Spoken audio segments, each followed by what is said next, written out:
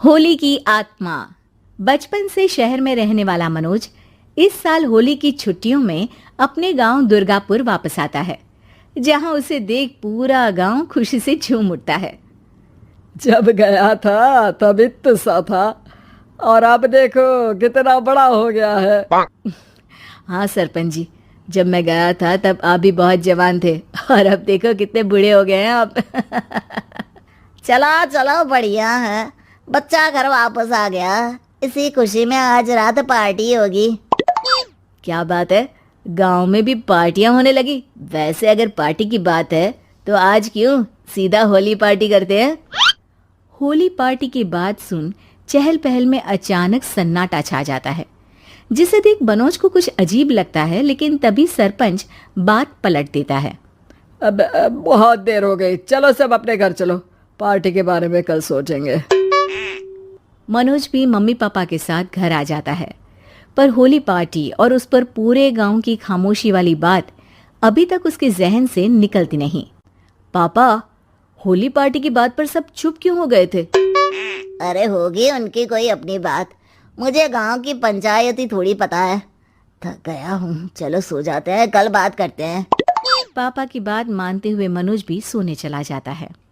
आज तो छुपा लिया, लेकिन हफ्ते बाद जब होली का दिन आएगा तब इसे कैसे रोकोगे?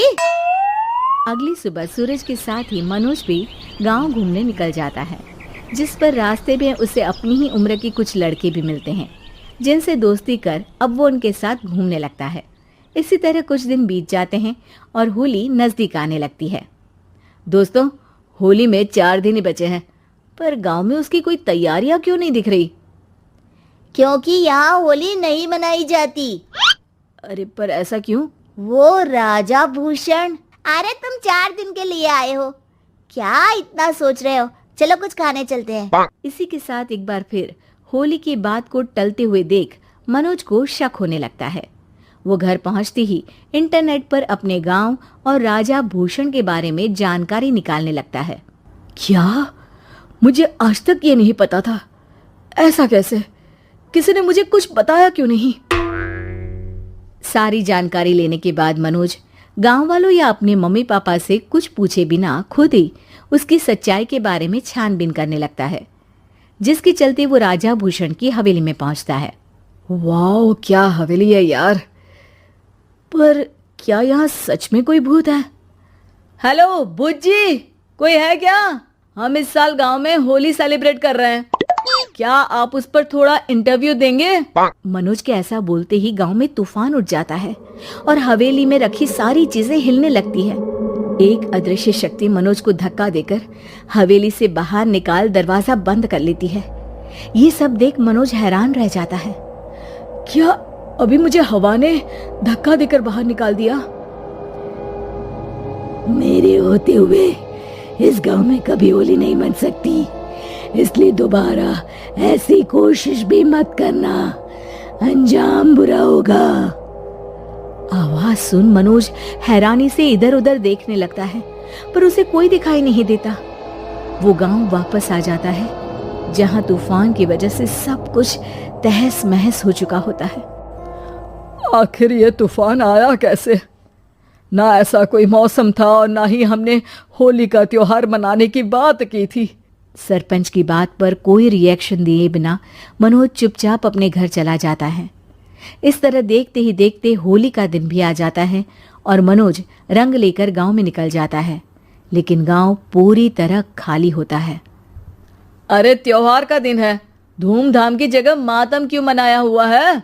मनोज की आवाज सुन सब अपने घर की खिड़कियां खोल के घर के अंदर से ही उसे वापस जाने के लिए कहने लगते हैं, पर वो किसी की नहीं सुनता। तुझे पहले भी समझाया था, अगर होली खेलने की कोशिश भी की तो अच्छा नहीं होगा। अरे बात मान लो बेटा, तुम्हें सच नहीं पता। मुझे सब पता है। सालों पहले इस राजा ने एक अंधविश्वास फैलाया और आप लोग आज तक उसे मानते आ रहे हो। अरे बेटा, जब तुम पैदा भी नहीं हुए थे उससे भी बहुत पहले से इस गांव पर होली का श्राप है। अगर गांव में होली का त्योहार मनाया जाता है तो प्रलय आना पक्की बात होती है। राजा भूषण इस सब में नहीं मानते थे और त्योहार मनाने लगे, जिसके चलते होली वाले ही दिन पहले उनके बेटे की और फिर उनकी मृत्यु हो गई। तभी से गांव की रक्षा के लिए उनकी आत्मा उस हवेली में रह रही है। सबकी बातें सुन मनोज उलझन में पड़ जाता है। सोचना भी मत मनोज, अगर तुमने इस परंपरा को तोड़ने की कोशिश भी की तो उसका परिणाम इस गांव और गांव के लोगों के लिए अच्छा नहीं होगा। मुझे भी यकीन नहीं हो रहा कि आप लोग एक बेतुकी बात को मानकर सालों से रंगों के त्योहार को मातम की तरह मनाते आ रहे हो। मनोज किसी की कोई बात ना मानते हुए पूरे गांव में रंग बिखेर देता है, जिसके तुरंत बाद वहां तूफान के साथ बिजलियां गरजने लगती है। अचानक मौसम में ऐसा बदलाव देख जहां मनोज कंफ्यूजन में आ जाता है, वहीं गांव वाले डर से सहम जाते हैं।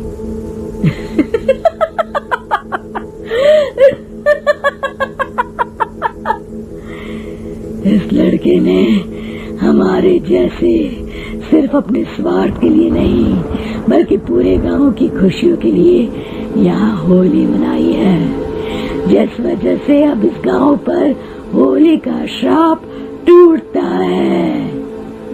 ऐसा बोलकर राजा का भूत वहां से गायब हो जाता है, जिसके बाद गांव के लोग धूमधाम से होली मनाते हैं। खुशियों के रंग गांव में बिखरे ही होते हैं कि अगली सुबह अचानक मनोज कहीं गायब हो जाता है और एक बार फिर गांव में होली का नया राज शुरू हो जाता है।